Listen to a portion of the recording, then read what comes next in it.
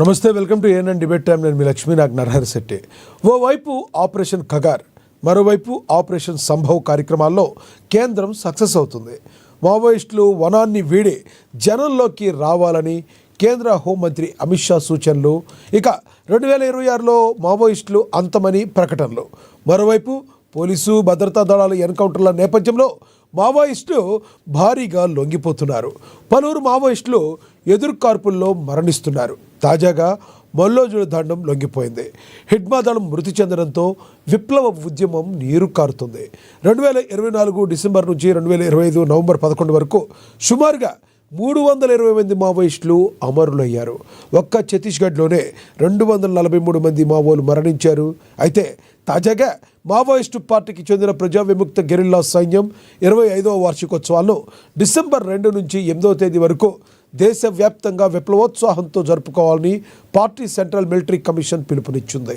తాజాగా సిఎంసి పేరుతో విడుదలైన 16 పేజీల సందేశంలో విప్లవ ప్రతిఘాతక ఆపరేషన్ ఖగార్ ఎదుర్కొంటూ పార్టీ పిఎల్జిఏ ప్రజా సంఘాలు విప్లవోద్యమాన్ని కాపాడుకోవాలని, సామ్రాజ్యవాద దళారీ నిరంకుశ పెట్టుబడిదారీ భాగస్వాముల వర్గాల కూటమానికి వ్యతిరేకంగా బ్రాహ్మణీయ హిందుత్వ ఫ్యాసిస్ట్ ఆర్ఎస్ఎస్ బీజేపీ కేంద్ర రాష్ట్ర ప్రభుత్వాలకు వ్యతిరేకంగా గెరిల్లా పోరాటాన్ని తీవ్రతరం చేయాలని సిఎంసి ఆదేశించడం కలకలం రేపుతుంది. అసలు మరి మావోలుని అణగదొక్కే ప్రయత్నంలో భాగంగా ఆపరేషన్ ఖగార్ సక్సెస్ అవుతుందా? 2026 కల్లా మరి మావోలు లేని భారతదేశాన్ని చూసే అవకాశం ఉందా? ఇప్పుడు ప్రస్తుతం ఉన్న ఎక్కువ మంది మావోలు లొంగుబాటుపోవడం గల ప్రధానమైన కారణం ఏంటి? అసలు మావోలుపై ప్రజల్లో నమ్మకం ఉందా? ప్రభుత్వాలు ప్రజలకి మరింత దగ్గరయ్యాయా? ఇదే విషయాన్ని గురించి ఈరోజు చర్చను కొనసాగిద్దాం. చర్చలో పాల్గొనేందుకు మనతో సిద్ధంగా ఉన్నారు. మనతో అందుబాటులోకి వస్తారు సిపిఎం నేత బాబురావు గారు మనతో అందుబాటులోకి వస్తారు. అదేవిధంగా రాజకీయ విశ్లేషకులు పాపిరెడ్డి గారు కూడా మనతో జూమ్ కాల్ అందుబాటులో ఉన్నారు. బీఆర్ఎస్ నేత రామ్మోహన్ గారు కూడా మనతో జూమ్ కాల్ అందుబాటులో ఉన్నారు. ముందుగా మనం రాజకీయ విశ్లేషకులు పాపిరెడ్డి గారితో మాట్లాడదాం. పాపిరెడ్డి గారు నమస్తే అండి. నమస్కారం. పాపిరెడ్డి గారు, ఎలా చూడాలి అసలు ఈ మావోయిస్టులకు సంబంధించి? ప్రభుత్వం అయితే ఉక్కుపాదంతో తొక్కిపడేస్తామని చెప్తుంది.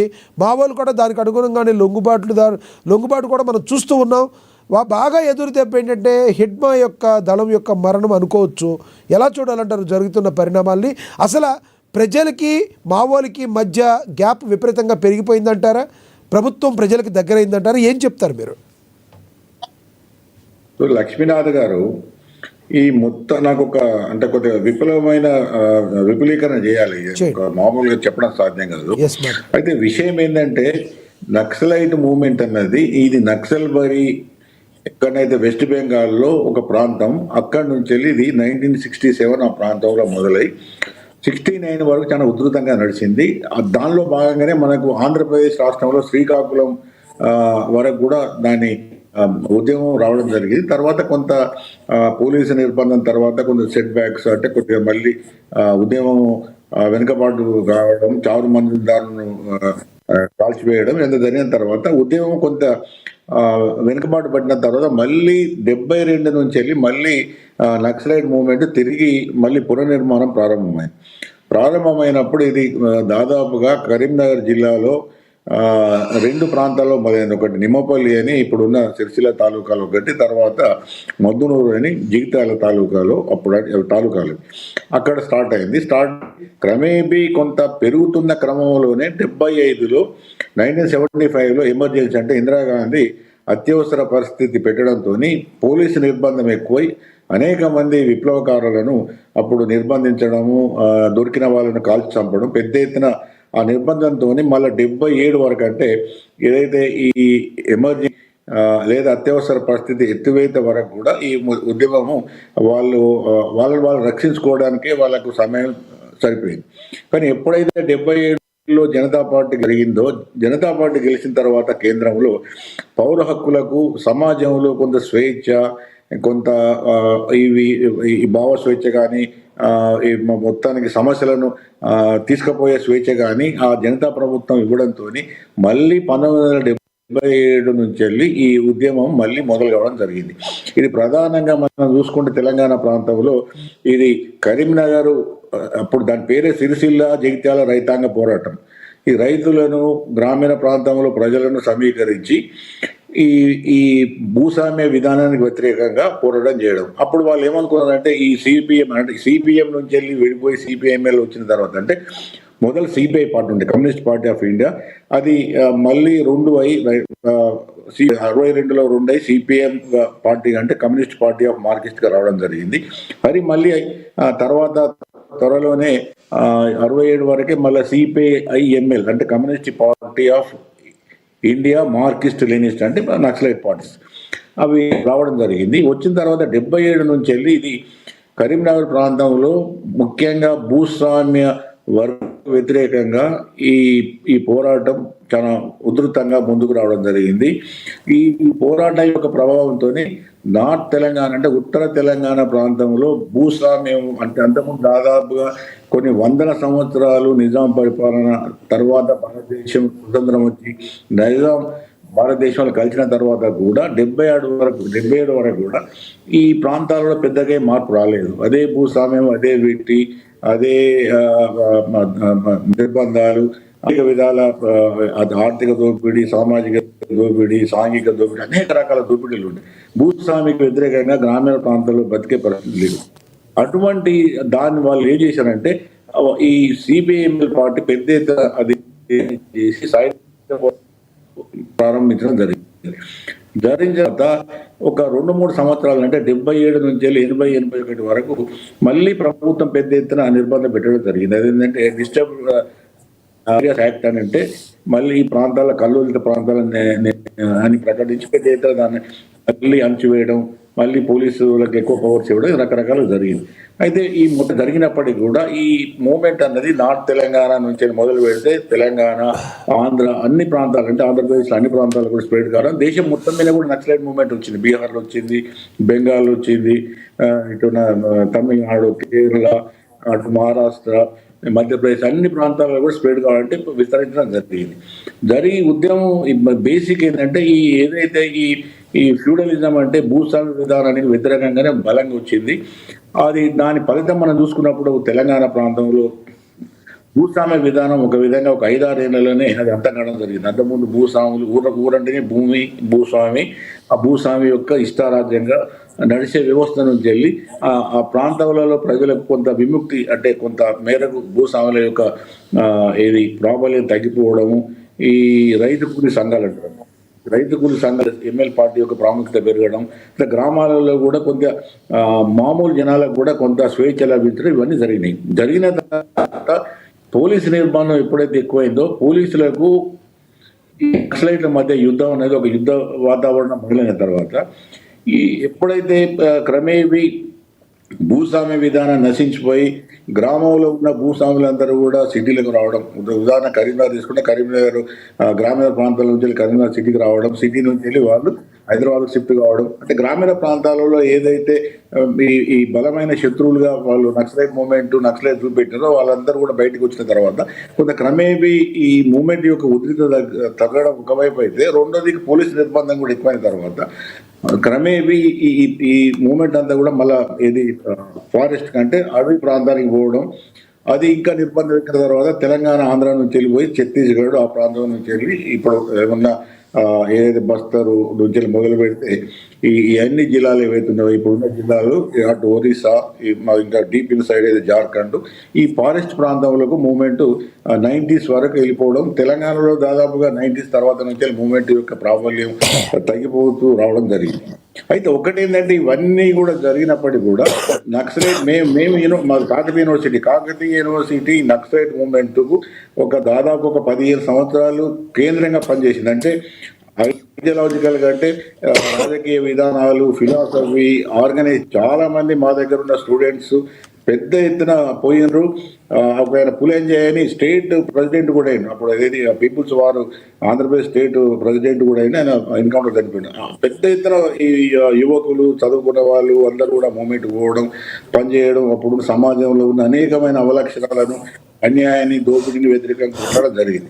అయితే జరిగిన పరిస్థితుల పరిణామం ఏంటంటే ఎప్పుడైతే ప్రభుత్వ యంత్రాంగం పోలీస్ యంత్రాంగం బలోపేతం కావడం, ఈ నక్సలైట్ల యొక్క ఏదైతే ఈ పద్ధతులను వాళ్ళు ధీటుగా ఎదుర్కోవడం, రకరకాలుగా నిర్బంధాలు పెట్టి ఏంటంటే ప్రజా సమాజంలో వాళ్ళకు ఉన్న సపోర్ట్ బేస్ అంతా కూడా వాళ్ళకు దూరం చేయడం చేసి కొంతమేరకు ఈ మూమెంట్ యొక్క ప్రభావం తగ్గించడంతోనే ఛత్తీస్గఢ్ ఆ ప్రాంతానికి అటు ఫారెస్ట్ వెళ్ళిపోవడం జరిగింది.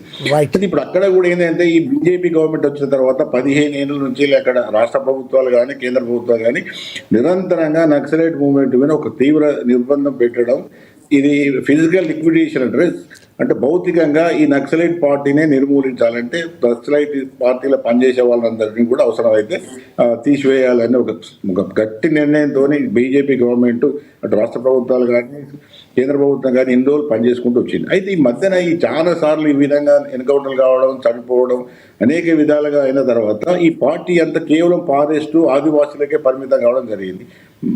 మిగతా సమాజం నుంచి వెళ్ళి కొంత దూరం కావడం జరిగింది. మీరు అన్న పాయింట్ కరెక్ట్. మిగతా సమాజం నుంచి వెళ్ళి కొంత దూరం పోయి ఏదైతే ఫారెస్ట్ ఏరియా వాళ్ళ ఆదివాసీల సమాజానికి మాత్రమే పరిమితం కావడం జరిగింది. అక్కడ కూడా ఇప్పుడు బీజేపీ గవర్నమెంట్ వచ్చిన తర్వాత ప్రతి ఎత్తున నిర్బంధాలు పెట్టడం జరిగింది. కాబట్టి చాలా మంది మేధావులు నక్సలైట్ పార్టీ మీద సానుభూతి పరులు, నక్సలైట్ పార్టీలు బాగుండాలని కోరుకునే వాళ్ళు కూడా ఒక 15 సంవత్సరాల నుంచి నిరంతరంగా చెప్తున్నారు.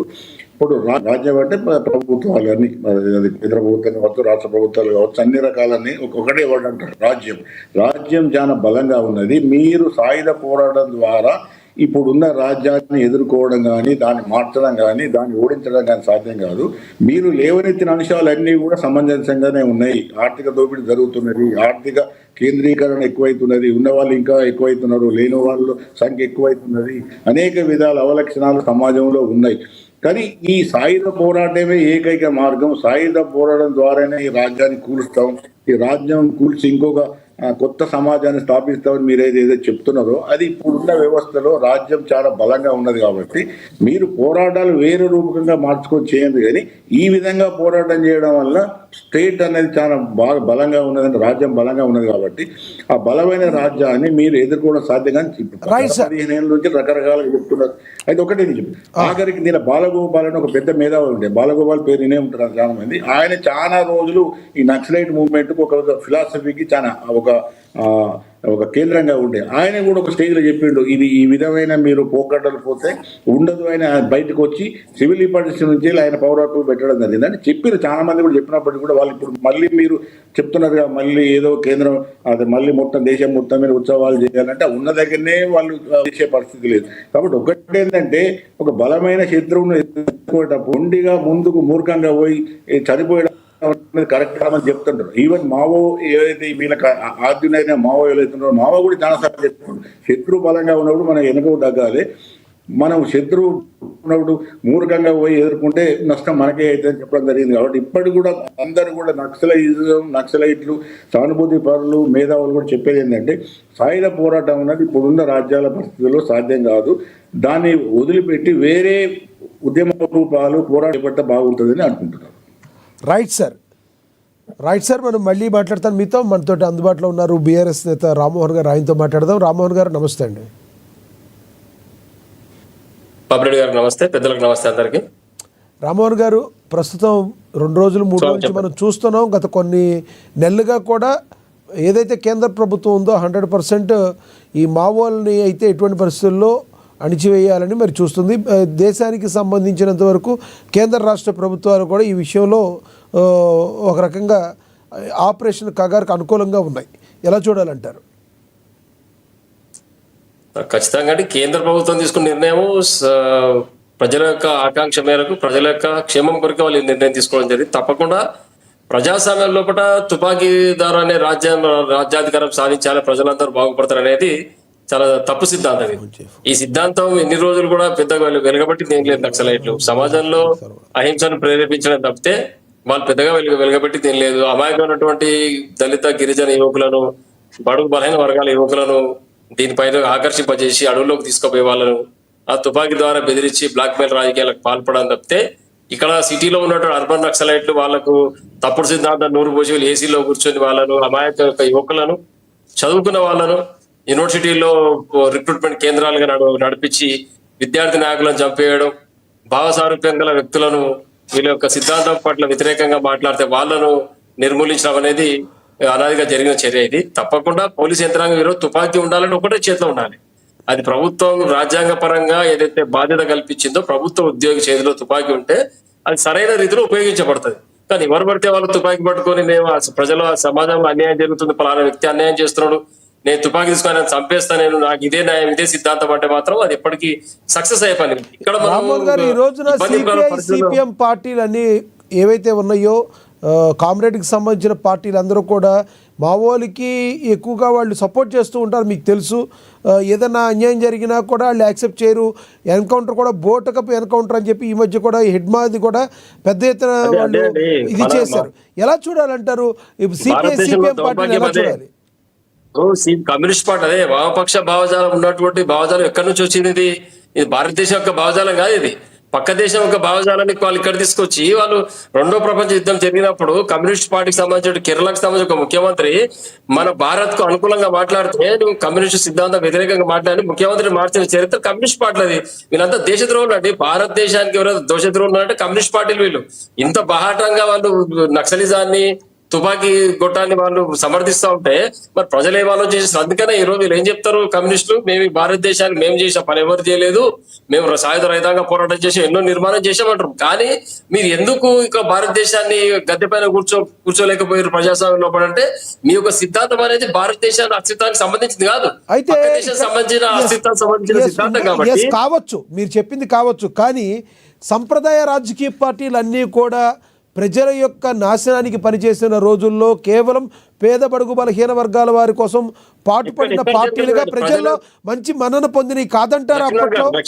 తప్పు ఇదే తప్పు. వీళ్ళు ఈ నక్సలిజానికి అనుకూలంగా మీరు మాట్లాడతారు లెఫ్టిస్ట్ భావజాలం వ్యక్తులు, వాళ్ళలో 196 చీలిక లెఫ్టిస్ట్ ఫస్ట్ ఒకటే పార్టీ ఉండే సిపిఐ, ఒకటి తర్వాత సిపిఎం, సిపిఐ తర్వాత సిపిఐ ఎంఏలు, సిపిఐ, సిపిఐ న్యూ డెమోక్రసీ 196 శాఖలుగా విడిపోయింది. అది వాళ్ళ యొక్క సిద్ధాంతం పట్ల వాళ్ళకి నమ్మకం ఉంటే ఒకటే జెండా పైన వాళ్ళు పనిచేయాల్సిన అవసరం ఉంది.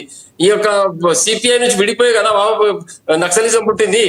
ఈ నక్సలైట్ ఎక్కడ నుంచి తయారయ్యారు? తర్వాత మళ్ళీ పీపుల్స్ వార్ తర్వాత మావోయిస్ట్ పార్టీ రకరకాల రూపాంతరం చెందుతుంది. కానీ మూల సిద్ధాంతం వాళ్ళు ఎక్కడ కూడా మార్చుకోలే. వాళ్ళు ప్రజలకు అనుగుణంగా ప్రజలు ఏం కోరుకుంటున్నారు, గడిచిన 5 దశాబ్దాల క్రితం ఏం మాట్లాడామో ఈ రోజు అదే మాట్లాడుతున్నారు. టెక్నాలజీ ఎంత మారింది, సమాజం ఎంత ముందుకు పోయింది, పిల్లలు ఎంత విద్యావంతులయ్యారు, ఎంత ఉద్యోగ కల్పన జరిగింది సమాజంలో కూడా. ఆ రోజు వెనకటికి తినడానికి ఒక్క పూట కూడా తినడానికి ఇబ్బంది ఉండే. ఈ రోజు 3 పూటలా ప్రతి ఒక్కరు తినగలుగుతున్నారు. సమాజంలో పని దొరుకుతుంది, ఎవరు కూడా ఖాళీగా లేరు. ఖాళీగా ఉన్న వాళ్ళు సోమరిపోతులు మాత్రమే. పని చేయాలి, సమాజంలో గుర్తింపు తెచ్చుకోవాలి, నా కుటుంబాన్ని బాగుపరచుకోవాలని వ్యక్తులు అందరూ పని చేస్తా ఉన్నారు. 3 పూటలు వాళ్ళ కడుపులో భోజనం వెళ్తుంది, సుఖంగా బతుకుతున్నారు. మరి నువ్వు తుపాకీ గొట్టం పట్టుకుని ఏం చేస్తున్నావు అంటే మామూలు కష్టపడి ఉద్యోగాలకు సంబంధించిన యువకులను నీ పొట్టన పెట్టుకుని బాంబులు మందు పాత్రలు అమర్చి వందలాది మంది సిఆర్పిఎఫ్ కానిస్టేబుల్లను, సివిల్ కానిస్టేబుల్లను, రాజకీయ నాయకులను చంపేసి నక్సలైట్లు. ఏం సిద్ధాంతం ఇది అంటే వ్యక్తి నిర్మూలన చేస్తే సమాజంలో మార్పు వస్తుందా? వ్యక్తి నిర్మూలనతో మార్పు రాదు. సరే, మీరు చెప్పింది యాక్సెప్ట్ చేద్దాం. స్వతంత్ర భారతంలో 70 ఏళ్ళు పైపడిన వచ్చిన భారతంలో ఇప్పటికీ గూడు లేని ఇప్పటికీ ఆదివాసీ గ్రామాల్లో కనీసం తాగునీరు కూడా లేని ప్రాంతాలు ఉన్నాయి. ఈ రాజకీయ పార్టీలు, ఈ సంప్రదాయ రాజకీయ పార్టీలు ఎందుకు పట్టించుకోవటం లేదు? మీరే ప్రజల దగ్గరికి వెళ్తే మీ రాజకీయ పార్టీలన్నీ ప్రజలందరినీ మీరు హక్కును చేర్చుకుంటే ఇలాంటి వారిని ప్రజలే దగ్గరికి రానివ్వరు కదా. అసలు రాజకీయ పార్టీలు ఇప్పటికీ కూడా ఇలాంటి రహదారులు లేని రోడ్లు లేని గ్రామాలు ఉన్నాయంటే ఏ రకంగా చూడాలంటారు? ఇది తప్పు కదా? సంప్రదాయ రాజకీయ పార్టీలు తప్పు కదా? వాళ్ళ ఫెయిల్యూర్ కాదా? ఇక్కడ దూబగొండలో సారాయి వ్యతిరేక ఉద్యమం పుట్టింది. వారు ఎవరైతే ఒక్కరిద్దరు మహిళలు ఆ సారా వ్యతిరేక ఉద్యమాన్ని ప్రారంభిస్తే రాష్ట్రం అంతా, దేశమంతా విస్తరించింది ఉద్యమం. వాళ్ళు తుపాకీ తీసుకొని అడవులకు పోలే సారాయి వ్యతిరేకంగా. ప్రజాస్వామ్యంలో ఉంటూ ప్రజలు జాగృత పరిచి గ్రామం తిరిగి మహిళల్ని ఐక్యం చేసి ప్రభుత్వానికి వ్యతిరేకంగా ఉద్యమం నడిపి సారాయి నిషేధించగలిగారు. అది చేయాలి కానీ నేను ఏదో చేస్తా ప్రభుత్వం ఇంకా నీళ్లు లేవు ఆదివాసీ గూడాల్లో నీళ్లు లేకుంటే నువ్వేం చేస్తున్నావు? చదువుకున్న విద్యావంతులు తుపాకిచ్చి ఇంజనీరింగ్ గ్రాడ్యుయేట్ ను అదే టాటాకు పంపించి అక్కడ ఒక ఉచితంగా పాఠశాల పెట్టి ఆ యొక్క సమాజాన్ని సేవ చేసే విధంగా నువ్వు ప్రేరేపితం చేయాలి తప్పితే నువ్వు తుపాకిచ్చి ఎమ్మెల్యేని చంపు ఎంపీని చంపు టెలిఫోన్ ఎక్స్చేంజ్ పేల్చేయి రోడ్డు గుంతలు మద్దుపాత్ర పెట్టి ముఖ్యమంత్రిని చంపేయి ఏం చేస్తారని వీళ్ళందరూ చేసి ముఖ్యమంత్రిని చంపేస్తే ప్రజాస్వామ్యం బాగుపడి తాండాకు ఆదివాసీ గూడాల్లో కూడా కరెంటు విద్య హాస్పిటల్ అన్ని వస్తాయండి? రావు కదా. నువ్వు ప్రజాస్వామ్యంలో ఈ యొక్క సమస్యను ముందుకు తీసుకెళ్ళి అనేది కానీ నక్సలిజం కానీ ఎవరు కూడా యాక్సెప్ట్ చేయం. కానీ నేను మాట్లాడేది దాని గురించి కాదు. సిపిఐ సిపిఎం లాంటి పార్టీలు మీ పార్టీని దుమ్మెత్తిపోయడానికి గల కారణం చెప్తున్నా. నేను మావోయిస్ట్ పార్టీనో సపోర్ట్ చేయడం. వీళ్ళందరూ కూడా ఈ నక్సలైట్లు మావోయిస్టులు వీళ్ళందరూ ఎవరంటే ఈ సిపిఎం యొక్క మానస పుత్రికలు. వీళ్ళందరూ కూడా వాళ్ళ నుంచి వచ్చిన బ్రాంచెస్ ఇవన్నీ కాబట్టి వాళ్ళు అట్లే మాట్లాడతారు. ఈ రోజు కోదండరామ్ గారు, మహేష్ కుమార్ గౌడ్, ప్రొఫెసర్ అరగోపాల్, వరవర్రావు ఎవరండి వీళ్ళంతా?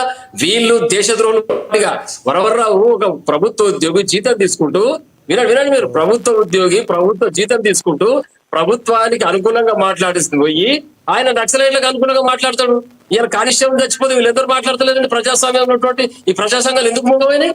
కానిస్టేబుల్ ఉద్యోగం సాధించాలంటే ఒక బడుగు బలైన వర్గాల యువకుడు ఇంటి దగ్గర తిండి లేకున్నా ఆర్థికంగా లేకున్నా కష్టపడి ఉద్యోగం సాధిస్తే నువ్వు మందుపాత్ర పెట్టి వాళ్ళు పేర్చి చంపేస్తే వాళ్ళ కుటుంబ పరిస్థితి ఏంటంటే. ఇంకొకటి ఇంట్లో మనం గమనించాల్సింది ఏంటంటే పత్రికలు కూడా వీళ్ళని మామూలు పెద్ద హీరోలుగా వీళ్ళేదో సమాజానికి సేవ చేసిన వాళ్ళుగా చిత్రీకరించి పెద్ద పెద్ద కథనాలు రాస్తారు వీళ్ళ గురించి. ఎవరైతే కానిస్టేబుల్ ఎవరైతే చనిపోయారో మరి వాళ్ళ జీవిత చరిత్ర ఎప్పుడు రాయరు. వాళ్ళ కుటుంబ సభ్యులు ఎట్లా, ఈయన తిననీకి ఉందా లేదా, వాళ్ళ తల్లిదండ్రులు వ్యవసాయం చేసి కూలికి పోయినరా, ఈయన ఎట్లా కష్టపడి ఆ ఉద్యోగాన్ని సెలెక్ట్ అయ్యాడు ఆయన, మరి ఆయన గురించి ఎవరు రాయడు? ఈయన రాస్తారు. ఈయన గురించి లక్షల కోట్ల రూపాయల డబ్బులు దాచిపెట్టినా ఈయన తల్లికి ఇల్లు లేదంటే నువ్వు దొంగతనంగా మందిని బ్లాక్ మెయిల్ చేసి డబ్బులు గుంజుకొచ్చి దాచిపెట్టుకొని దాన్ని త్యాగమని మన పత్రికల్లో చూపించడం, దానికి మేధావర్గం వద్ద మాట్లాడడం. నేను విమలక మాట్లాడుతూ పాట పాడుతుంది అమరుడు అయిపోయాడు ఆయన ఒకటే పాట పాడుతుంది. మరి సిఆర్పిఎఫ్ జవాన్లు అమరు అయ్యారు, కానిస్టేబుల్ అమరులు అయిపోయారు, ఎస్ఐలు అమరులు అయ్యారు. వాళ్ళ గురించి ఒక్కరు మాట్లాడు ప్రజా సంఘాలు? వారి ప్రాణం వీరి ప్రాణం కాదంటే మరి రెండు దిక్కులు మాట్లాడాలి. ఎవరైతే మాట్లాడుతున్నారో ఇది బూటకం ఎన్కౌంటర్ అంటున్నారో మరి బూటకం ఎన్కౌంటర్ అన్నప్పుడు మందుపాతను పెట్టి వాళ్ళు పేచి చంపడం కూడా తప్పు అని అన్ననాడు ఈ ప్రజా సంఘాలు కానీ వామపక్షాలు కానీ మాట్లాడే అర్హత ఉంటుంది. దాని ప్రజలు కూడా హర్షిస్తారు. వాళ్ళు ఎటు దీనికి వాళ్ళు క్లియర్ గా అర్థమవుతుంది ప్రజలందరికీ.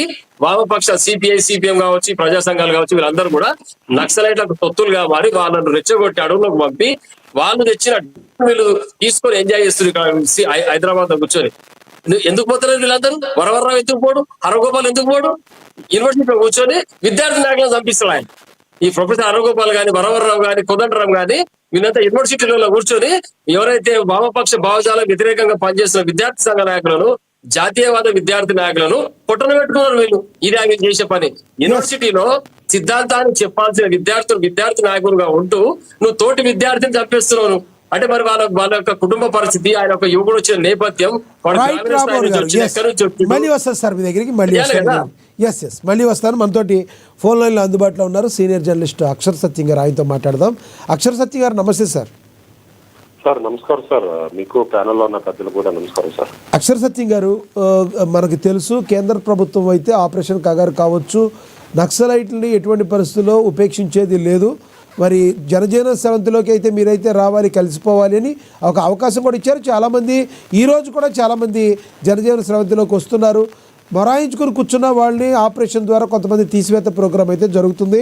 దానిలో భాగంగా ప్రధానంగా అంటే ఎప్పుడు ఉండేవి ఆంధ్రప్రదేశ్లో ఒక్కసారిగా విజయవాడ, ఆంధ్రప్రదేశ్ నడిపొట్టిన విజయవాడలో ఈ మూలాలు కనుక్కోవడం కొంత గందరగోళానికి దారితీసింది.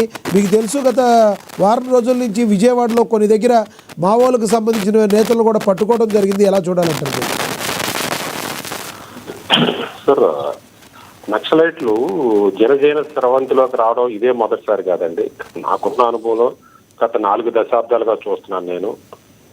వచ్చేవాళ్ళు వస్తూనే ఉంటారు, జాయిన్ అయ్యే వాళ్ళు జాయిన్ అవుతూనే ఉంటారు. నక్సలిజం లేదని కూడా తర్వాత మళ్ళీ 5-6 సంవత్సరాలు మళ్ళీ పుంజుకోవడమే చూస్తున్నాం.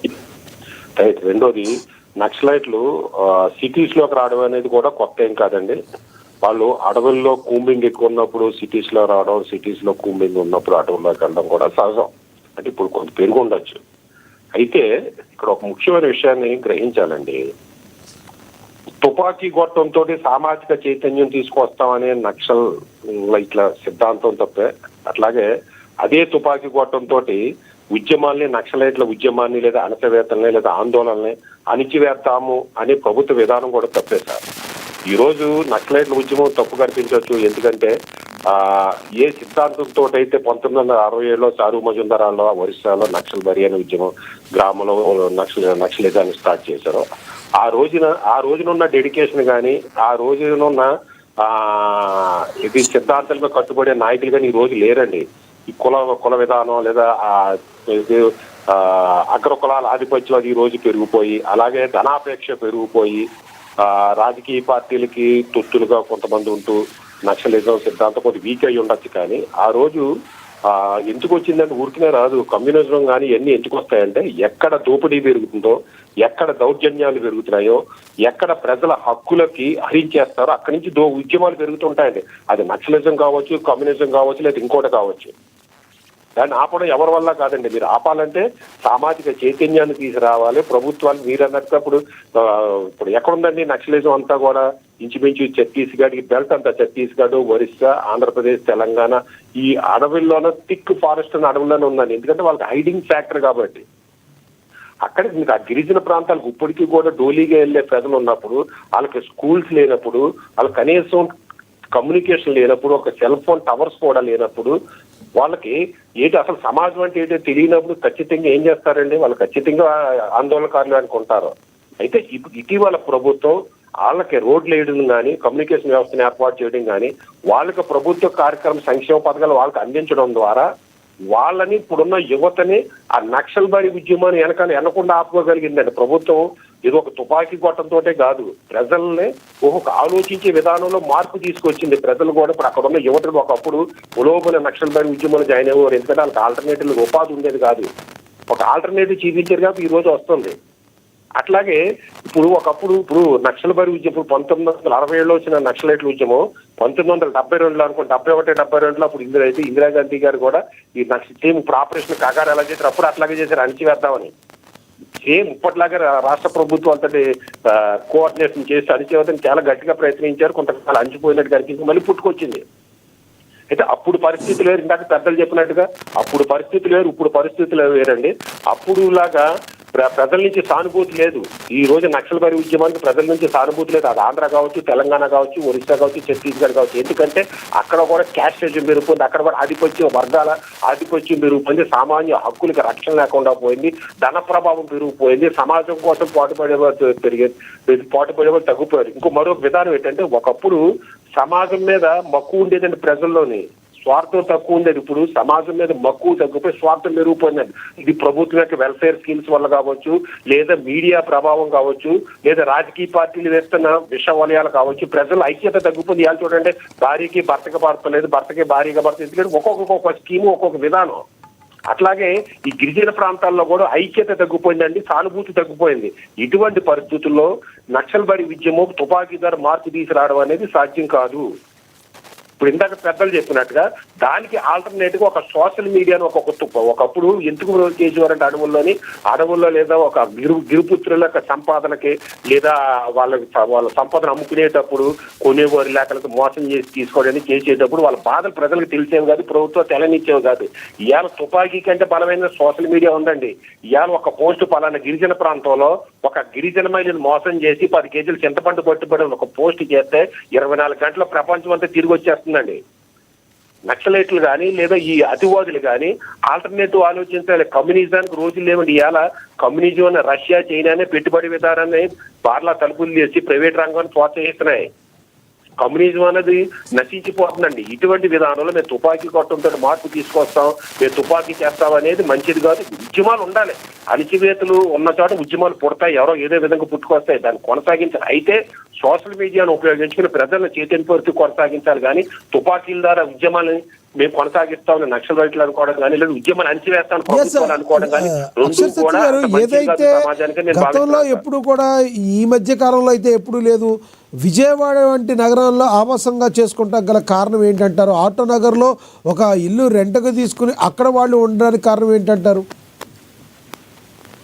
సార్ ఒకప్పుడు ఇప్పుడు ఇప్పుడు కూమింగ్ బాగా జరుగుతుందండి. ఇప్పుడు సెంట్రల్ గవర్నమెంట్ అమిత్ షా గారి విధానాలు కావచ్చు, లేదా సెంట్రల్ స్టేట్ గవర్నమెంట్ కోఆర్డినేషన్ వల్ల కావచ్చు, గత 6 నెలలుగా విపరీతంగా కూమింగ్ పెరుగుతుంది. నక్సలైట్లకి స్థావరాలకు కానీ, వాళ్ళ యొక్క అసెట్స్ కానీ, ఒక హైడౌట్స్ కానీ, వాళ్ళ యొక్క క్యాడర్ కానీ విపరీతమైన నష్టం జరుగుతుంది. వాళ్ళు తప్పించుకోవడంలో భాగంగానే విజయవాడ లాంటి ప్రాంతాలకు వచ్చారని నేను భావిస్తానండి. అంతకంటే చెప్పుకోదగ్గది ఇంకేం లేదండి. ఎందుకంటే వాళ్ళ ఉనికిని నిలబెట్టుకోవాలంటే ఎంతో కొంత బయటికి రావాలని వస్తున్నారు తప్పించి మరో విధంగా కాదని నేను భావిస్తున్నాను. ఇప్పుడు ఉనికిని చాటుకునే అవకాశం ఉందంటారా, లేదంటే 100% కేంద్రం అయితే మావోలపై పైచేయి సాధించి మరికొంతకాలం వాళ్ళని అణిచివేసే ధోరణిలో సక్సెస్ అవుద్దంటారా? సార్ ఖచ్చితంగా సక్సెస్ అవుతుందండి. నేను ఇందాక చెప్పా, 1971-72లో కూడా కేంద్ర ప్రభుత్వం ఏదైతే మెజర్ చేసిందో అదే ఇప్పుడు కొనసాగిస్తుంది. అయితే ఒక మోడల్ ఇప్పుడున్న టెక్నాలజీని ఉపయోగించి, ఇప్పుడున్న టెక్నాలజీ అప్పుడు లేదు, ఇప్పుడున్న కోఆర్డినేషన్ అప్పుడు లేదు, ఖచ్చితంగా అప్పుడు సక్సెస్ కాలేకపోతే ఇప్పుడు సక్సెస్ అవుతుంది. ఈ సక్సెస్ అవడానికి కారణం కేంద్ర ప్రభుత్వ విధానాలే కాదండి. అక్కడ నక్సలైట్ల విధానం సిద్ధాంతాలు బలహీనం అవడం, అక్కడ లీడర్షిప్. మరో కారణం ఏంటంటే, ఒకప్పుడున్న నాయకులంతా ముసలోళ్ళు అయిపోయారండి. వాళ్ళు చనిపోవడమో లేకపోతే వేరే విధంగా లొంగిపోవడం జరిగిపోయారు. కొత్త తరం జాయిన్ కావడంలే. నక్సలైట్ల నాయకుల యొక్క సంఖ్య కూడా పెరిగిపోయింది. వాళ్ళ యొక్క ఇంకొక రూమర్ కూడా బాగా ప్రధానంగా వినబడుతుంది. ఇది నక్సలైట్ల ప్రభుత్వం అణచివేస్తున్నట్టు కనిపిస్తుందండి. ఇంకొక రూమర్ కూడా, అక్షర్ సత్యం గారు, ఇంకొక రూమర్ కూడా బాగా వినబడుతుంది. మీరు చెప్పిన వాడుకుంటే నెంబర్ 1గా వాడుకోవచ్చు, కానీ విహీనంగా వాడుకుంటే దరిద్రంగా వాడుకుంటారు కూడా అదే సోషల్ మీడియా యూజ్ అవుద్ది. సోషల్ మీడియాలో ఇంకో ఆరోపణ ప్రధానంగా వినబడుతుంది. రానున్న రోజుల్లో ఒక బడా నేతని కిడ్నాప్ చేయడానికి స్కెచ్ వేశారని, బడా రాజకీయ నాయకుడిని స్కెచ్ వేశారని, దానికి సంబంధించి కొన్ని ఇప్పుడున్న కూటమి ప్రభుత్వంలో ఉన్న కొన్ని రాజకీయ పార్టీలు సంబంధించిన కొన్ని ఛానల్స్ కానీ, కొన్ని సోషల్ మీడియాస్ కానీ విపరీతంగా ట్రోల్స్ చేస్తున్న పరిస్థితి. పవన్ కళ్యాణ్ గారి లాంటి వ్యక్తికి థ్రెడ్ ఉంది అని మాట్లాడుతున్న పరిస్థితి. వాస్తవం ఉందంటారా? నక్సలైట్ల దగ్గర నుంచి పవన్ కళ్యాణ్ గారికి థ్రెడ్ ఉందంటారా అసలు? సార్ ఇప్పుడు నేను చూశానయ్యి, నేను విన్నాను. ఇప్పుడు నక్సలైట్లు ఎవరిని కిడ్నాప్ చేసేవారంటే అండి, ఒకప్పుడు అక్కడ కాంట్రాక్టులు చేస్తూ ఆ గిరిజన ప్రాంతాలను కానీ, గిరిజనులు కానీ దోచుకు తినే వాళ్ళని, గిరిజన ఆస్తుల్ని అక్రమంగా స్వాధీనం చేసుకునే వాళ్ళని, ప్రభుత్వాన్ని మోసం చేస్తూ పదవుల్లో ఉంటూ ప్రజలకు న్యాయం చేయని వాళ్ళని, అవినీతి పౌరుల్ని, ఇలా ప్రజలను మానభంగాలు చేస్తూ ప్రజలను హింసించే వాళ్ళని కిడ్నాప్ చేసేవారు సార్. నక్సల్ బరి విధానం అదే అయితే పవన్ కళ్యాణ్ గారిని కిడ్నాప్ చేయాల్సిన అవసరం లే. ఇప్పుడు నేను ఇందాక చెప్పా, నక్సలైట్లలో కూడా కుల విధానం పెరిగిపోయింది, కొన్ని కులాల యొక్క ఆధిపత్యం పెరిగింది, అందుకనే నక్సలైట్లు ఉద్యమించిందని. ఇప్పుడు పవన్ కళ్యాణ్ ఏం చేశాడండి? ఎవరు ఏ పొలాలు ఆక్రమణ చేసి డోలీ లేని ప్రాంతాలకి డోలీ లేకుండా రోడ్లు వేస్తున్నాడో, వాళ్ళకి హాస్పిటల్ సౌకర్యం కల్పిస్తున్నాడో, వాళ్ళకి స్కూల్స్ కల్పిస్తున్నాడో, తనకు ఉన్న జీతాన్ని ప్రజలకు పనిచేస్తున్నాడో, ఏదో ₹1 ప్రభుత్వం తీసుకోకుండా ప్రజలకు పనిచేస్తున్నాడో, అటువంటి వ్యక్తిని నక్సలైట్లు కిడ్నాప్ చేశారంటే అది నక్సలైట్ ఉద్యమం ఎందుకు అవుతుందండి? వాళ్ళ ఉద్యమం వాళ్ళు ఎంత కిల్ చేసుకుంటారు? ప్రజలు ఎంత వ్యతిరేకత వస్తుంది పవన్ కళ్యాణ్ రెడ్డి వ్యక్తిని కిడ్నాప్ చేస్తే? అంటే దీనిలో ఇంకొక కోణం ఏమైనా ఉందంటారా? నక్సలైట్ల పేరు చెప్పి కొంతమంది కుట్రదారులు ప్రస్తుతం ఉన్న సంప్రదాయ రాజకీయ పార్టీలే ఏమైనా దాడి చేసే అవకాశం ఉందంటారా? అవ్వచ్చండి, ఖచ్చితంగా అవ్వచ్చు. ఎందుకంటే అతను ఒక తృతీయ ప్రత్యామ్నాయంగా తెలియకుండా చాప కింద నీరులాగా ఎదుగుతున్నాడు. అతని విధానం ఏంటి ఎవరికి అర్థం కాదు. అసలు తెలుగుదేశానికి మిత్రపక్షం అంటారు, ఒక్కోసారి ప్రశ్నిస్తుంటాడు. అతను ఏంటో జనసేనకి అయితే వైసీపీకి అర్థం కాదు, తెలుగుదేశానికి అర్థం కాదు, లేదా తెలుగుదేశం అనుకూల మీడియాకి అర్థం కాదు, వైసీపీ అనుకూలకి మీరు అర్థం కాదు. ఇతను అర్థం కాకుండా ఎదిగిపోతున్నాడనే కుట్రతో అతని అధికారంలోకి వస్తే మాకు అధికారం మిగలదనే ఉద్దేశంతో ఇటువంటి పన్నాగాలు చేస్తూ కుట్రలు పన్ని అతన్ని రాజకీయంగా తప్పించుకునే కోసం ప్రయత్నం చేసి ఉండొచ్చండి. దానికి మనకి హోమ్ మినిస్ట్రీ కానీ లేదా ప్రభుత్వాలు కూడా విచారణ జరిపించి దాని మీద సరైన చర్యలు తీసుకోవాల్సిన అవసరం ఉందండి. ఇటువంటి పుకార్లు ఎవరైతే సృష్టిస్తున్నారో వాళ్ళ మీదనే. రైట్. మరి కాసేపట్లో కంక్లూడ్ చేతులుగా నువ్వు వెయిట్ చేయండి సార్ కొంచెం. మనం ఒకసారి రాజకీయ విశ్లేషకులు పాపిరెడ్డి గారి దగ్గరికి వెళ్దాం. పాపిరెడ్డి గారు ఓవరాల్గా ఏమంటారు? కంక్లూడ్ చేయండి సార్ పాపిరెడ్డి గారు. ఇప్పుడు లక్ష్మీనాథ్ గారు, మీరు తీసుకున్న టాపిక్ చాలా సువిశేషాలకు పెద్దది. ఇప్పుడు రామ్మోహన్ గారికి అటువంటి వాళ్ళకి అర్థం కావాల్సింది ఏంటంటే, నక్సలైట్ మూవ్మెంట్ అనేది ప్రధానంగా వచ్చింది సామాజిక, ఆర్థిక, రాజకీయ అనేక రకాల దోపిడీ వ్యతిరేకంగా వచ్చిన మూవ్మెంట్. ఇప్పుడు రామ్మోహన్ పుట్టిండో లేదో నాకు తెలియదు, కానీ 1972లో ఒకసారి ఆ కరీంనగర్ ఆ ప్రాంతం కానీ, లేకపోతే ఆదిలాబాదు, నిజామాబాదు, వరంగల్ ఆ ప్రాంతంలో పెద్ద మనుషులు ఎవరైనా ఇప్పుడు 70-80 సంవత్సరాలు ఉంటే వాళ్ళకు వాళ్ళని పోయి ఒకసారి మాట్లాడండి, రామ్మోహన్ గారు మీరు పోయి మాట్లాడండి. అప్పుడు 72, 77 ప్రాంతంలో తెలంగాణ గ్రామీణ ప్రాంతాలలో ప్రజల జీవన విధానం ఏ విధంగా ఉన్నది, ఎంత భయానక పరిస్థితులలో గ్రామీణ ప్రాంతాలలో ప్రజలు జీవించారు. ఆడవాళ్లకు మానవ అది లేదు, రైతు కూలీలకు జీతం రాదు, వెట్టి చాకిరి, ప్రతిదానికి కూడా వెట్టి ఫ్రీ లేబర్. ఒక దుర్మార్గమైన పరిపాలనకు వ్యతిరేకంగా ఈ నక్సలైట్ మూవ్మెంట్ తెలంగాణలో వచ్చింది. అదే మిగతా అన్ని అక్కడ బెంగాల్లో స్టార్ట్ అయ్యి ఇక్కడికి వచ్చింది. అయితే ఒకటేంటంటే ఇప్పుడు ఈ తుపాకీ ఎందుకు పట్టినారు అంటే, అసలు మీకు ఒకటే విషయం మనం అందరం కూడా అర్థమైందంటే, రాజ్యానికి ఉన్నది కూడా తుపాకే, పోలీసులు తుపాకే. ఇప్పుడు నువ్వు ఏది చేసినా కూడా మొత్తం ప్రతి దగ్గరికి పోలీసులు ఎందుకు మీ మాట కట్టొచ్చాను సార్, మీ మాట కట్టొచ్చాను, మీరు చెప్పిందే కరెక్ట్. మీరు అటు అడగండి, నేను ఒక 2 నిమిషాలు మాట్లాడి సీరియస్ ఇష్యూస్ మీకు అర్థమైందా కాదా నాకు తెలియదు. ఇప్పుడు ప్రతి విషయం రామ్మోహన్ గారిని అడుగుతున్నా, ప్రతి చిన్న విషయం గొడవ అయితే పోలీసులు తుపాకీ పట్టుకుని ఎందుకు వస్తారే? దేనికి వస్తారు చెప్పండి? ప్రభుత్వంలో మిగతా అందాలు లేవా? రెవెన్యూ లేదా, లేకపోతే ఇంకోటి లేడా, ఇంకో డిపార్ట్మెంట్ భూమికర అన్యాయం జరిగి పోతే వచ్చే పోలీసులు తుపాకులు పట్టుకొని వస్తారు అక్కడికి. ఎందుకు వస్తారు వాళ్ళు? పోలీసులు తుపాకులు పట్టుకొని ఎందుకు వస్తారు అంటే, రాజ్యం నడిచేది, ప్రభుత్వం నడిచేది తుపాకీ ద్వారా నడుస్తున్నది. రాజ్యం ఏదో ప్రజాస్వామ్యం ఉన్నది, ఈ ప్రభుత్వాలు గొప్పగా నడుపుతున్నాయి, గొప్పగా చేస్తాయి అనుకుంటే అదొక పెద్ద భ్రమ. దాని అంత ఇంకో ఆ పిచ్చి ఆలోచన ఉంటుంది. ఎందుకంటే ఇవాళ ఈ అన్యాయాలకు, దోపిడీకి వ్యతిరేకంగా వచ్చింది నక్సలైట్ మూవ్మెంట్. తర్వాత నిర్బంధాలు అయినాయి, తప్పులు జరిగినాయి, వీళ్ళు చంపారు, వాళ్ళు చంపారు, ఇదంతా. కానీ నక్సలైట్ ఉద్యమం వచ్చింది, అది ఈ అన్ని అన్యాయాలకు, అన్ని దోపిడీలకు వ్యతిరేకంగా వచ్చింది. గ్రామీణ ప్రాంతాలలో ఆనాడు జరుగుతున్న అనేకమైన తీవ్ర వివక్ష, అన్యాయాలు, ఎవరికి ఎటువంటి రక్షణ లేని అది అందరు కలిసి రైతు కూలి సంఘం పేరు వీణ పెట్టుకొని వచ్చిన పార్టీ నక్సలైట్ పార్టీ. అది వచ్చిన తర్వాతనే తెలంగాణ ప్రాంతంలో ఇప్పుడున్న భూస్వాములందరూ, మీకు తెలుసా రామ్మోహన్ గారు, 72 ప్రాంతంలో ఒక్కొక్క విలేజ్ గ్రామంలో 500 నుంచి 1000 ఎకరాలకు ఒక భూస్వామికి ఉండే. అసలు మిగతా భూలే లేకుండేది. ఇప్పుడు ఇవాళ బీసీలకు నీకు యాదవ్స్ కానీ, గౌడ్స్ కానీ, లేకపోతే మున్నూరు కాపు కానీ, లేకపోతే ముత్రాజ్ వీళ్ళకు ఇవాళ వాళ్ళకి కనబడుతున్న భూములన్నీ కూడా వాళ్ళు కొనుక్కునే, ఫ్రీ ఏం రాలేదు. కానీ ఒకప్పుడు మేము ముందు వరకు కూడా గ్రామంలో 70-80% అగ్ర కులాలు భూస్వాములకే భూమి ఉండేది, మిగతాలకు ఎటువంటి అధికారం లేకుండేది. తర్వాత అర్బనైజేషన్ కాలేదు, ఉపాధి అవకాశాలు వేరే బయటకు వచ్చి ఈ ఉద్యోగాలు వస్తాయి మీరు చెప్తారు కదా, దూరుతారు ప్రభుత్వం, అది అప్పుడు ఏది లేదు. ఉంటే ఊళ్ళే వ్యవసాయం కూలి చేయాలి, లేకపోతే రావాలి. అటువంటి పరిస్థితుల్లో తీవ్రమైన నిర్బంధాలకు, అన్యాయాలకు, వ్యతిరేకంగా వచ్చింది నక్సలైట్ మూవ్మెంట్. ఆ నక్సలైట్ మూవ్మెంట్ ఈ విధంగా ఇది డిజనరేట్ కావడానికి కారణము వాళ్ళ ఐడియాలజికల్ గా సరిగ్గా లేకపోవడం ఒకటైతే, రెండోది పోలీసు నిర్బంధం తీవ్రంగా ఉండడం, నిరంతరంగా పోలీసు నిర్బంధమే. ఇవాళ మీరు లక్ష్మణ్ గారు మాట్లాడుతున్నారు, విజయవాడ ఏంది, హైదరాబాద్ ఉన్నారు, మీకు ఒకసారి నక్సలైట్ మూవ్మెంట్ ఒక విషయాలు బాగా తెలిసి ఉంటే, నిర్బంధాలు నేను ఏరియాలకు పోయి కొన్ని రోజులు మళ్ళీ దట్ ఈస్ ఎత్తుకట్టడం వాళ్ళది. ఇప్పుడు ఉదాహరణకి ఇక్కడ ఆంధ్రప్రదేశ్ లో నిర్బంధం బాగా టాప్ లీడర్స్ అంతా పోయి కేరళలో ఉన్నారు. కేరళ అక్కడ నక్సలైట్ మూవ్మెంట్ ఇన్ఫ్లుయెన్స్ తక్కువ ఉంటుంది కాబట్టి అక్కడ ఉన్నారు, అక్కడ చాలా రోజులు అక్కడ కూడా కొందరు దొరికిన మన వాళ్ళు. కాబట్టి ఇక్కడ ఎవరు ఉన్నారు. తర్వాత ఇంకొకటి ఏంటంటే, పవన్ కళ్యాణ్కు నక్సలైట్ మూవ్మెంట్ సంబంధం. అనవసరంగా పవన్ కళ్యాణ్ దీనికి దానికి నక్సలైట్ మూవ్మెంట్ మీరు లింక్ పెట్టుకున్నారు. ఎందుకంటే పవన్ కళ్యాణ్ వేరు, నక్సలైట్ మూవ్మెంట్ వేరు. పవన్ కళ్యాణ్ అసలు చాలా మంది నక్సలైట్లు వాళ్ళెందుకు కిడ్నాప్ చేస్తారు, వాళ్ళకేం అవసరం. కానీ ఇదంతా ఏదో వీరు కావాలని ఎవరు పవన్ కళ్యాణ్ తరఫున వాళ్ళు క్రియేట్ చేస్తారా ఇంకోళ్ళు, కానీ పవన్ కళ్యాణ్ నక్సలైట్ మూవ్మెంట్ నాకు సంబంధం లేదు, జీరో రిలేషన్, అది ఉండదు, ఉండే అవకాశాలు కూడా లేవు.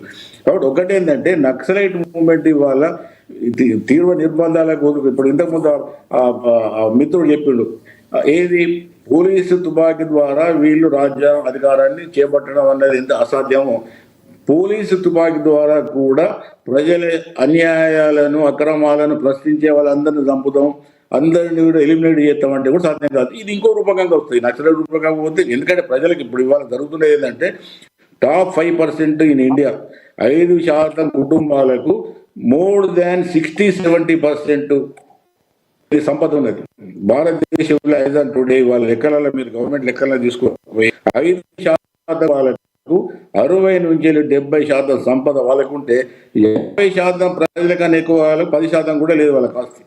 అంటే భూమి కాంచెలు తీసుకుంటే ఇవి కూడా తీవ్రమైన అన్యాయాలు, ఆర్థిక అసమానతలు, ఉన్నోనికి అన్ని లేనోనికి ఏమి లేదు, ఉన్నోడు ఇంకా పైకి పోతున్నాడు, ఉన్నాడు అనేక విధాలుగా వాడు అన్యాయాలు చేస్తున్నాడు, దోపిడీ చేస్తున్నాడు, దుర్మార్గాలు చేస్తున్నాడు, భూకబ్జాలు చేస్తున్నాడు, అని చేస్తున్నాడు.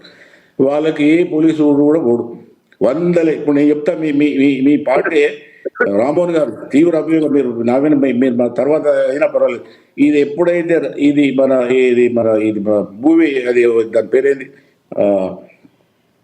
ఇది పెట్టి కేసీఆర్ వచ్చిన తర్వాత భూ విధానం మార్చి, అదేంటి భూ విధానం మార్చింది, అది మార్చిన తర్వాత టీఆర్ఎస్ లో పనిచేస్తే వాళ్ళు కొందరు 100 ఎకరాలు హైదరాబాద్ చుట్టుపక్కల కబ్జాలు చేశారు. అన్ని ఇప్పుడు ఉన్నాయి, లెక్కలు ఉన్నాయి అవన్నీ. అది ఎవడో తీస్తాడు, ఈ సోషల్ మీడియాలో బయటకు వస్తున్నది, మళ్ళీ నాటుతున్నారు. అవన్నీ కూడా ఏవైతే ఈ భూ విధానం మార్చిన తర్వాత ఇవి ఉన్న వాళ్ళందరూ ప్రమాణం చేస్తున్నారు. దానిలో ఎస్పీలు ఉంటారు, కలెక్టర్లు ఉంటారు, మంత్రులు ఉంటారు, అందరూ. ఇంత దోపిడీ జరుగుతున్నప్పుడు ఎవరు ఎందుకు మాట్లాడరు? ఇప్పుడు ఈ రాజకీయ పార్టీలు కానీ నీతిగా నియమాలు ఎడమైనాయి. ఇంత దోపిడీ నిస్సకుగా ఇవాళ హైదరాబాద్ చుట్టుపక్కల నైజాం వదిలిపెట్టిన భూమి కొన్ని 1000 ఎకరాలు ఇష్టారాజ్యంగా కబ్జాలు చేస్తున్నారు. ఎమ్మెల్యేలే కాదు, ఎమ్మెల్యేల పని అది, కార్పొరేటర్స్ పని అది, మొత్తం మిగతా వాళ్ళు ఆఖరి దానిలో కలెక్టర్, ఎస్పీలు కూడా కలిసారు. ఇంత దోపిడీ, ఇంత అన్యాయాలు జరుగుతున్నాడు, ఎవరు ఎందుకు మాట్లాడలేరు? ఇప్పుడు ప్రభుత్వాలు ఉన్నాయి, అది ఉన్నది, ఇది ఉన్నది చెప్పొచ్చు, కానీ తీవ్రంగా ప్రశ్నిస్తే వాళ్ళని లేపెత్తారు. ఇక్కడ కూడా ఎవరైనా సీరియస్గా ప్రెస్ వాళ్ళు ఎవరన్నా పట్టించుకోవడమో, సోషల్ మీడియాలో పెట్టడం, అది చేస్తే వాళ్ళను ఎక్కడో కాడ వాళ్ళు ఫిజికల్ ఎలిమినేట్ చేసేస్తున్నారు.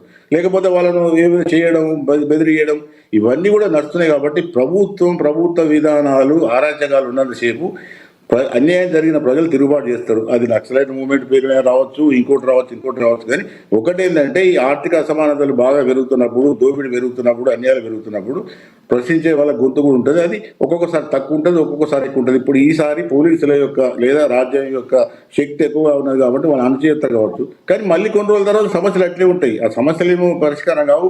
ఇంకా ఆర్థిక అసమానతలు పెరుగుతాయి, సంపద ఉన్నోనికే పోతుంది, లేనోనికి ఏమి రాదు. అవన్నీ కూడా ఉంటాయి. కాబట్టి అవి మారనంతసేపు, ఇది రాజకీయ, ఆర్థిక, సామాజిక సమస్యలు మారనంతసేపు నక్సలిజం ఉంటుందా పోతుందా అనేది సెకండ్ విషయం. కానీ ఏదో ఒక ఇజం ఉంటుంది, ఏదో ఒకటైతే దోపిడీకి వ్యతిరేకంగా పోరాటం జరుగుతూనే ఉంటుంది. కానీ ఇప్పుడు నేను ఫైనల్గా చెప్పేది ఏంటంటే, నక్సలైట్లు సిద్ధాంత పరంగా, ఎత్తుగడల పరంగా ఈ తుపాకీ పట్టుకొని పోరాటం చేయడం అనేది అది ఆత్మహత్య సుదూర్శం. ఎందుకంటే ఇవాళ రాజ్యానికి ఉన్న బలం, రాజ్యానికి ఉన్న శక్తి వాళ్ళు చేయలేరు. కాబట్టి వాళ్ళు ఇప్పటికైనా వాళ్ళు కొంత ఆలోచించుకొని ఈ సాయుధ పోరాటం అన్నది, తుపాకీ అన్నదే ఏకైక మార్గాన్ని వదిలిపెట్టి మేము మిగతా మార్గాల ద్వారా మాకున్న అందుబాటులో ఉన్న ఏ మార్గాలు ఉంటాయి అంటే ఈ హింస, ఈ తుపాకీ అనేది లేకుండా మేము చేయగలిగితే అవి తీసుకొని చేయడంలో కొంత అవకాశం ఉంటుంది. కానీ ఇదే విధంగా చేస్తే మాత్రం ప్రభుత్వం కానీ, రాజ్యం కానీ సులభంగానే ఆఖరి కొద్ది ఏరియా మతం మీరి కొంతమంది మిగిలినారు, వాళ్ళు కూడా ఎక్కడో ఒక టార్గెట్ అవుతారు. కానీ అది ఇప్పటికైనా కూడా చాలా మంది దాంట్లో కొంత ఎవరైతే బాగా పండితులు ఉన్నారో, దీన్ని విశ్లేషించిన వాళ్ళు కొందరు లొంగిపోయినారు. మిగతా లొంగిపోవడం అంటే అదేదో నష్టమని కాదు. కాకపోతే ఇప్పుడు ఆ సాయుధ పోరాటం మేము విరమించుకుంటున్నాం, మేము వేరే రూపాల్లో పోరాటం చేస్తామని చెప్పి ఊరుకుండొచ్చు. తర్వాత ఏదో ఇది నిర్బంధాలు తక్కువైన తర్వాత మళ్ళీ పోరాటం చేయొచ్చు. కానీ అన్యాయం బ్రహ్మాండంగా రోజు పెరుగుతున్నాయి. ఇవాళ ప్రభుత్వాలు ఎంత దిగజారిపోయినాయి అంటే, ప్రభుత్వాలు ఒకప్పుడు అదే ఇప్పుడు చెప్తాను, మీ జర్నలిస్ట్ చెప్పిన సార్ చెప్పిండు, 70లో ప్రభుత్వాలు నీతి నియమంగా ఉండే, నాయకులు నీతి నియమంగా ఉండరు, ఈ మూవ్మెంట్ కూడా నీతి నియమంగా ఉండే. కానీ రాంగ నాయకులు దిగజారినరు, ప్రభుత్వం దిగజారినరు, ఇటు నక్సలైట్ మూవ్మెంట్ నిర్బంధంలో ఆ నాయకత్వం కూడా దిగజారింది. అన్ని రకాలుగా దిగజారినాయి. కాబట్టి పరిస్థితి ఈ విధంగా తీవ్రంగా మారింది. కాబట్టి భవిష్యత్తులో ఒకవేళ ఇవన్నీ కూడా మారానంటే మాత్రం ఈ ఏదో ఒక ఉద్యమం అయితే ఉంటుంది, నక్సలైట్ ఉద్యమం అయితే ఉండదు. నక్సలైట్ ఉద్యమం దాని ఇంపాక్ట్ కూడా వేరు. నేను చెప్తాను, నేను ఒక ప్రొఫెసర్గా, నేను దీని మీద అధ్యయనం చేసిన వానిగా, నేను ఇలా పాల్గొన్నవానిగా, నాకున్న అనుభవంతో యూనివర్సిటీలో పనిచేసిన వానిగా, నక్సలైట్ల ఉద్యమం అనేది దాని ప్రభావం మొత్తానికి తగ్గుతున్నది.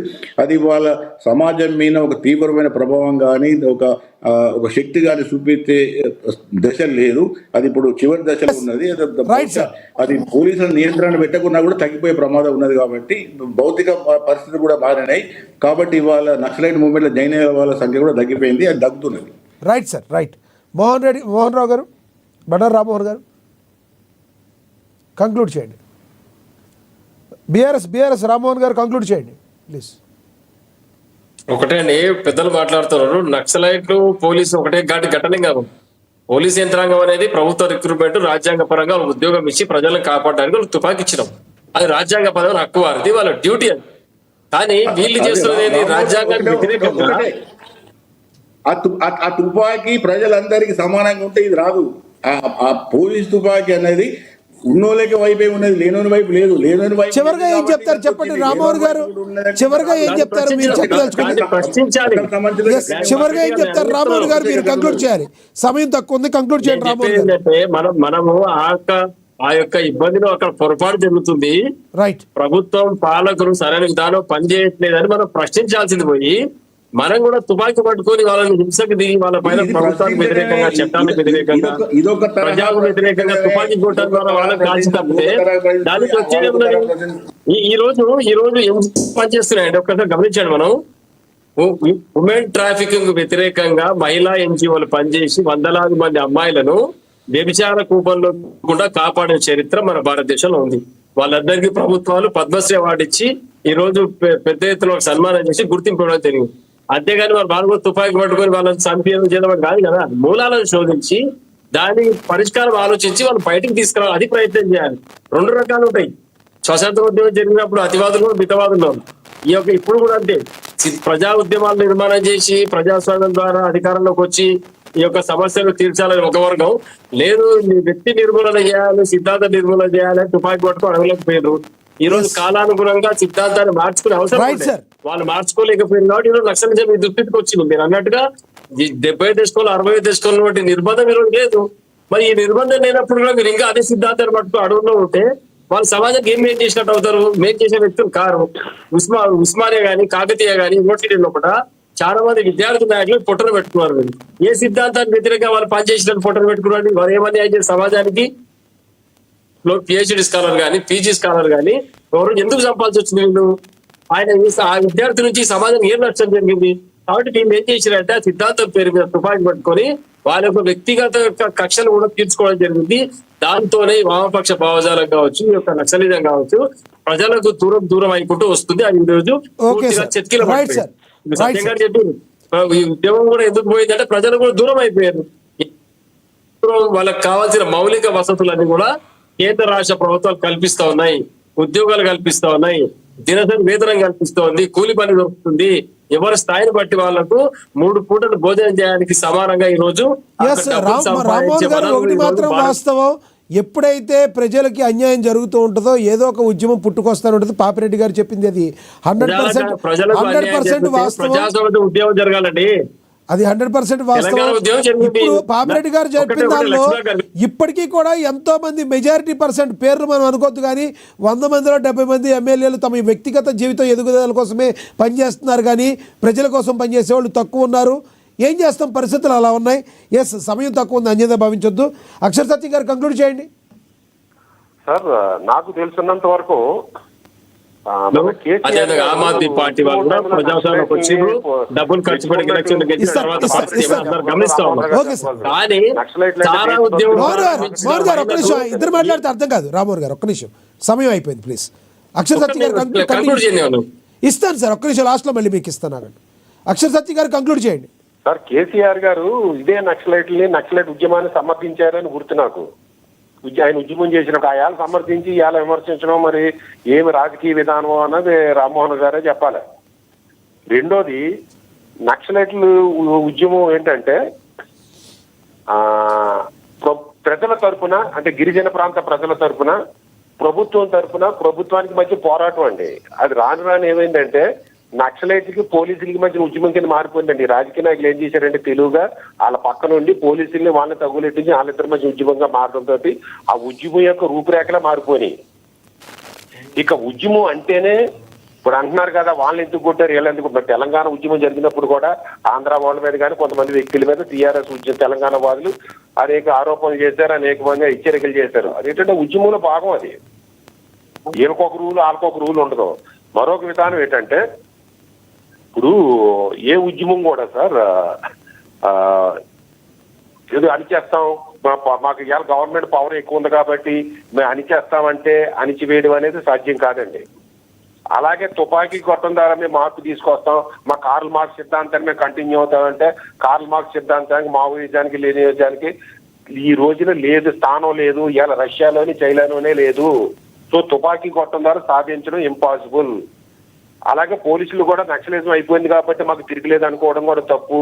అణచివేతలు, దౌర్జన్యాలు, దోపిడీలు ఎక్కడైతే ఉన్నాయో ఏదో ఒక ఉద్యమం ఏదో రూపంలో పూర్తూనే ఉంటుంది.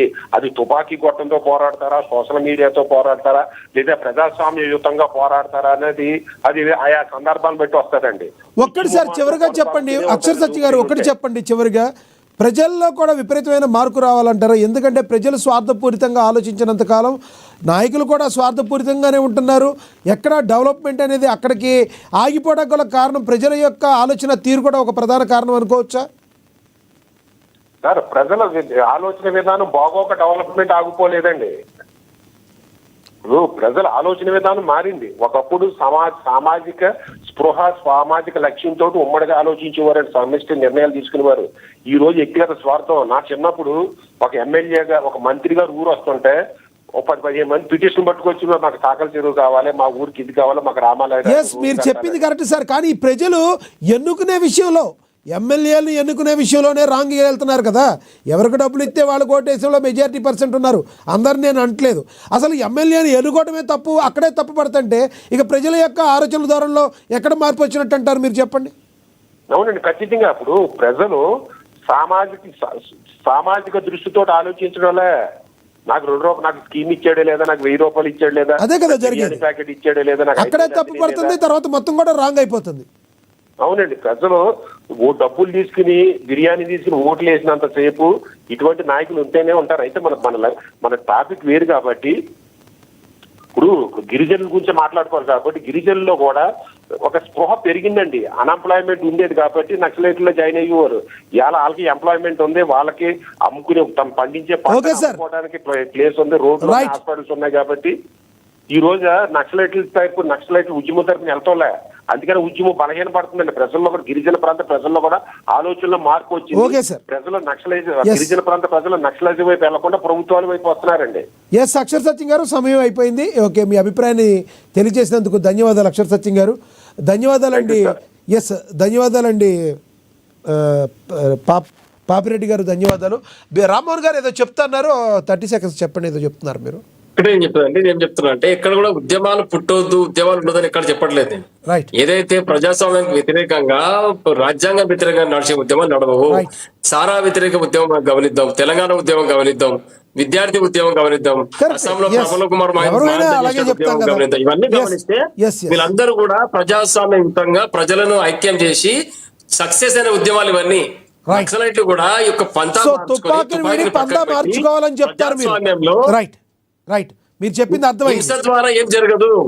హింస ద్వారా ఏం జరగదు. కేవలం ప్రజాస్వామ్యంలో ప్రజలను ఐక్యం చేసి ప్రజల యొక్క అందరినీ ఒక దగ్గర తీసుకొని వాళ్ళ యొక్క మనోభావాలను మార్చి మనకు సిద్ధాంతాలు వాళ్ళకి నేర్పించి వాళ్ళకి అర్థమయ్యే విధంగా చెప్పి ప్రజలను జాగృతం చేసి ఈ ప్రజా వ్యతిరేక విధానం అవలంబిస్తున్న రాజకీయ పార్టీలకు వ్యతిరేకంగా ప్రజా ఉద్యమం నిర్మాణం చేస్తే ఎవరైనా హర్షిస్తారు. అంతేగాని ఎవరు తప్పు చేస్తే అని కొడతా, నాకు కోపం వస్తే తుపాకీ తీసుకొని కాల్ చేస్తా అని అడవిలో ఉంటా అంటే, అడవిలో ఉంటే నీ యొక్క సిద్ధాంతం ప్రజలకు ఎట్లా అర్థమవుతుంది? నువ్వేం చెప్పగలుగుతావు? ఇందాక అక్షర్ సత్యం గారు అనేది అదే. ఇందాక అక్షర్ సత్యం గారు అన్నారు మీ గతంలో మీ కేసీఆర్ అడిగిలో దాక్కొని ప్రాణం కాపాడుకోవడానికి నీకు సమయం సరిపోతలేదు. నీ సిద్ధాంతం ప్రజలకు ఎట్లా అర్థమవుతుంది? ఇది మార్చాల్సిన అవసరం ఉంది. రైట్ సార్, రైట్, మీ అభిప్రాయం అర్థమైంది. ధన్యవాదాలండి రామ్మోహన్ గారు, ధన్యవాదాలు పాపిరెడ్డి గారు, ధన్యవాదాలు అక్షర్ సత్యం గారు. ఏది ఏమైనప్పటికీ కూడా ఈ యొక్క 2026 టైంకి కంపల్సరీ మావోయిస్టులు లేని యొక్క భారతదేశాన్ని చూడాలని కేంద్ర ప్రభుత్వం అయితే పట్టుదలతో ఉంది.